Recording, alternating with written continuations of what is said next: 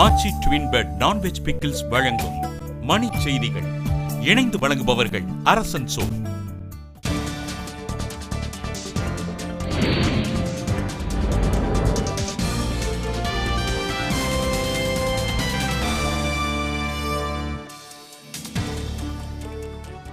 ரேபரேலியில் இந்தியாவின் முதல் மகளிர் பல்கலைக்கழகம் அமைக்க நடுவண் அமைச்சரவை ஒப்புதல். சமையல் எரிவாயு விலையேற்றத்தை திரும்பப் பெற முடியாது என நடுவண் அமைச்சர் வீரப்ப மொய்லி தகவல். பாஜகவின் பிரதமர் வேட்பாளராக மோடியை ஆதரிக்க வலியுறுத்தி ராம்ஜெத் மலானியுடன் பாபா ராம்தேவ் சந்திப்பு. மாற்றுத்திறனாளி மாணவர்களுக்கு உதவித்தொகை வழங்கப்படும் என ஊனமுற்றோர் நிதி மேம்பாட்டுக் கழகம் அறிவிப்பு.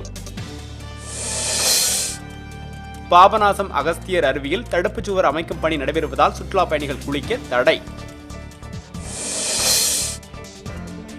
புத்தகயா குண்டுவெடிப்பில் கைது செய்யப்பட்ட 6 பேரும் விசாரணைக்கு பின்னர் விடுதலை. பாபநாசம் மலையில் உள்ள தனியார் தோட்டத்தில் இருந்து வெடிமருந்து மற்றும் குரங்கு தோல் பறிமுதல். சிவகாசியை அடுத்துள்ள ராஜபாளையம் அருகே மதுக்கடையை அகற்றக் கோரி பெண்கள் முற்றுகை. அருப்புக்கோட்டை அருகே மடிக்கணினி வழங்க கோரி தனியார் பள்ளி மாணவ மாணவிகள் சாலை மறியல்.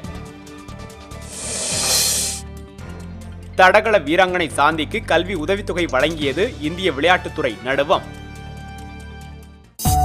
ஆச்சி ட்வின் பெட் நான்வெஜ் பிக்கிள்ஸ் வழங்கிய மணி செய்திகள். இணைந்து வழங்கியவர்கள் அரசன் சோ.